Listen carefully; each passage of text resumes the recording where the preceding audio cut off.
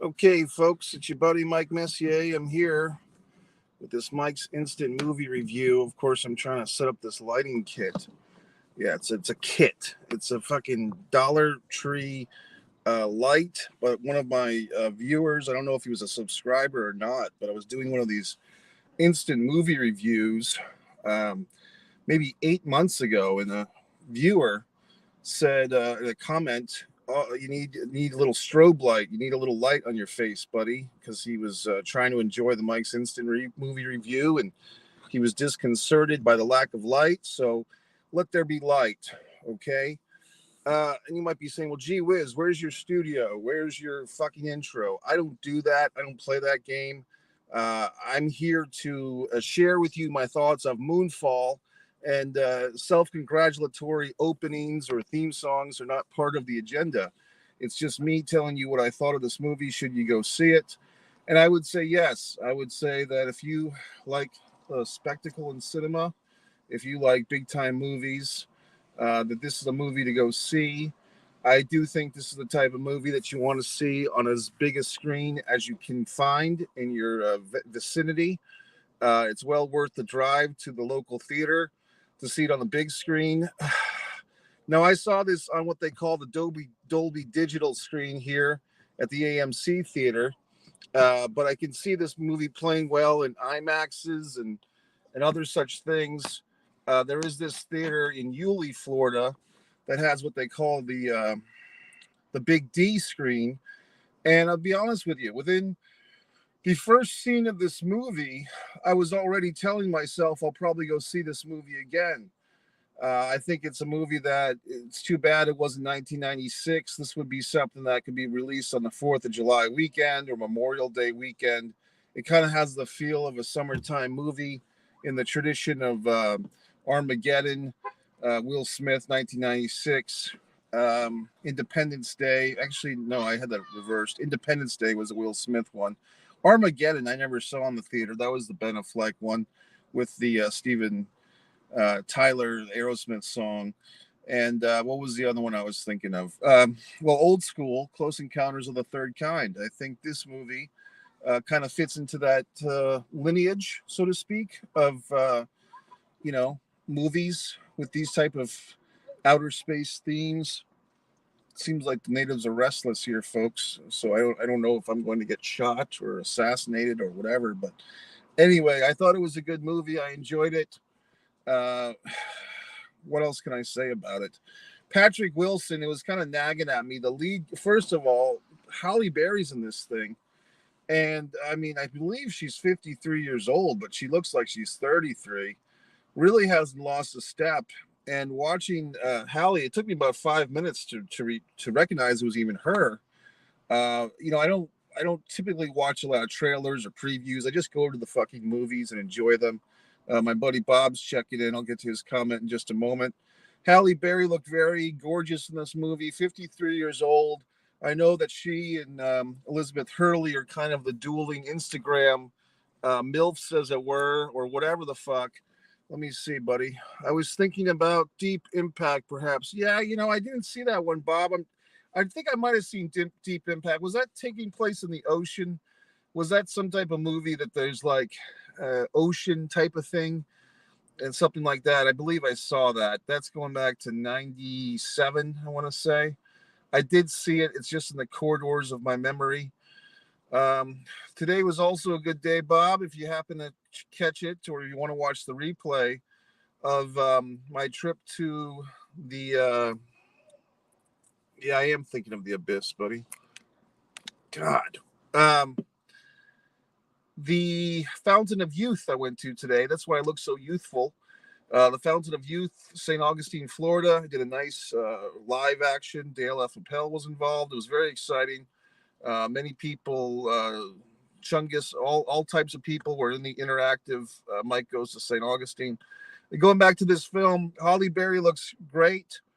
It was Patrick Wilson. Okay, he's the lead guy in this thing.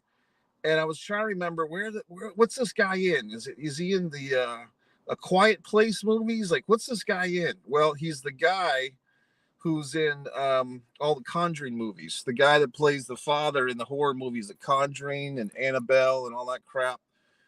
That's this guy. People are fucking texting me. I wish they'd stop, okay? Because I'm trying to do my goddamn live stream. I wish people would just leave me alone on their fucking text thread. But in any event, the movie was very good. Big time spectacle. If you can, see it on something like an IMAX or a Big D screen. Sweet Home Alabama. I'm not sure which. I mean, that's a nice Leonard Skinner song. Leonard Skinner's from Jacksonville, Florida. Bob, but also the movie Reese Witherspoon was in a movie called Sweet Home Alabama, which I don't think I saw. Although I am a fan of Reese Witherspoon, I don't think I saw that one. But this movie was quite good. And I would say this, folks, if you're comfortable going out in public, I know we're still in the middle of this worldwide situation and people have different comfort levels. But I'm telling you, if you go to a matinee film, especially, there's not a whole lot of people in the theater. Oftentimes, I'm the only person in these movie theaters. Tonight, there was actually a pretty decent crowd. Not as many people as I thought for an opening night, big movie. Maybe 20, 25 people in the theater. It was a big screen. Of course, they had this movie on like 3 or 4 screens at this theater. This theater has like 21 screens. So they had this one, Moonfall, on like 3 or 4 things. I could have seen it in IMAX, but I chose to see it in the Dolby Digital, which I really enjoy. The Big D, of course, I told you about, and the IMAX I like too. The good thing about the Dolby Digital is it also has the reclining chairs, whereas the IMAX, for whatever reason, does not have reclining chairs. Look at the size of my forearm. It's so huge. So what else, folks? Okay, so I'll go into the kind of the nuances and details. I'll try not to spoil it, but kind of like in the tradition of Independence Day and all these other movies, these, disaster movies, Twister, whatever. In all these movies, there's like the A story, the B story, and the C story. The A story is like humanity is going to die unless ... And then it's like these 2 or 3 people have to come together to save the whole world. And those 2 or 3 people have they have a child with a person they're separated or divorced from that they don't get along with. That always seems to be a storyline in these movies. Just think about the people who write these scripts or the executives that produce these movies. They must all come from broken homes or they're all divorcing their spouses, because it seems to be a common thread in these films that whoever's saving the world is like a divorced parent, and they're kind of on the phone a lot with the other parent, tell him I love him, of course, and shit like that. So that's in this movie times 2. There's actually 2 of those situations. Like there's 2 of the whole divorced parents and the kids thing going on. There's 2 of those. Okay. There's also we left someone behind, in the past thing. We let one of our compatriots die in space in the flashback stuff. But there's a whole, and then there's like the outsider, like the internet, the person who kind of represents the conspiracy theories and the YouTubers of the world. Like the Reddit guy, like he's the guy who knows what's going on with the moon before anyone else, the structuralist or whatever he calls it. So very interesting stuff, but they really, I think one thing I could critique this movie a tinge is it is the proverbial 12 pounds of shit in a 10-pound bag. Now, I made the mistake because I was trying to I was big high on this movie when I got out of the theater. I want to go see it again. I thoroughly enjoyed myself, etc. When I got on the computer here, the phone, to double check the name of Patrick Wilson, because I didn't want to say his name improperly. And I think John Bradley was the internet guy in the movie, and Halle Berry, of course, I know her. She has top billing, by the way. I noticed that the Rotten Tomatoes scores and the Metacritics and the top headlines were kind of a negative towards this movie, and I don't understand it. I really don't. I think sometimes critics feel the need to be swarmy, or they need to feel more intelligent than the average asshole going to the movies. I found the movie to be very entertaining. Once again, though, if you wait for this thing on Netflix and chill or whatever the fuck you do, just sitting on your ass watching a movie at home, If you're watching this thing on a 32-inch screen or a 50-inch screen, it's not going to be the same amount of enjoyment if you go to the cinema and see it on a big Dolby digital screen or a 3D, big 3D. I don't know if this movie is available in 3D. I don't think it is. But IMAX or what have you nots. You have to go to the theater, folks. I mean, I just don't know what else to say. I say it all the goddamn time. That's why I do these Mike's Instant Movie Reviews. I'm trying to percolate and plant some seeds with people to actually go to the fucking theater and buy a goddamn ticket and see the fucking movie on the way it should be seen on the big screen. Okay? And you say, well, it's so expensive, blah, blah, blah. Well, they have all these goddamn subscription plans now. AMC has one, Regal has one. All these theater companies have these subscription plans. You can see all the movies you want for less than $25 a month. They're not paying me a commission for all these goddamn propagandas I'm giving them. They should, okay? Single-handedly saving the film industry. What else? So that's about it, folks. I mean, Halle Berry looking very nice. Years ago, I was in Los Angeles. Long story short, I was in a vehicle. My uncle or whatever the fuck was driving it. And he's, we're driving around like the rich part of LA, like the Beverly Hills area. And he puts the brakes on. And this woman was walking her dog across the street, right in front of our car in this like ritzy neighborhood.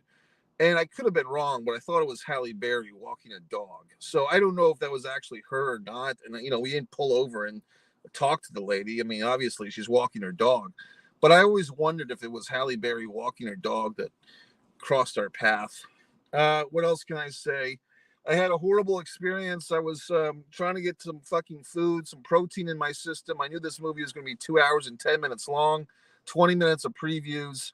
I had preemptive eating. I knew that I was hungry, a tinge, and then I'd get hungrier in this course of the film. So I said, well, I better buy myself a fucking quarter pounder with cheese in order to curb my appetite. Well, I did such a thing. I went through the drive-thru. It was a whole god-awful disaster. I tried to order a fucking unsweetened iced tea. Well, the guy hands me a fucking Coca-Cola, okay, which is sugar and corn syrup. He hands me the Coke. I say I wanted unsweetened iced tea. And it became a whole big goddamn fallacy. Then he's like asking me what I ordered. I just gave him my fucking receipt. I'm like, do I have to do everything? Do I have to hop into the McDonald's and make the food for myself? Then they fucking, I ordered two, like it was a deal of some kind. The two fucking pies, the fucking rhubarb or the cherry pies or whatever the fuck it is. The raspberry pie, strawberry and cream pie. I ordered two. The motherfucker gave me one. Okay. I customized my quarter pounder with cheese. I told him to hold the mustard, hold the fucking salt. I don't need salt on the fucking burger. The guy gives me the unsweetened iced tea with no fucking ice in it.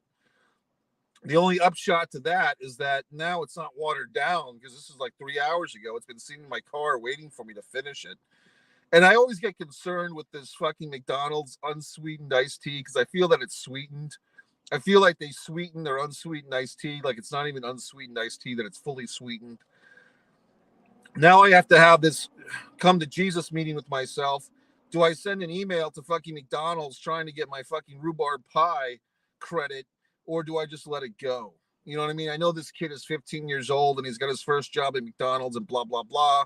And I shouldn't try to fuck with him, but I just want my goddamn rhubarb pie or whatever the fuck.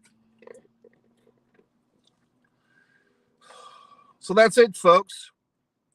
Moonfall. Yes, I would go see the movie. I think it's enjoyable. Thanks, Bob, for all your wonderful comments.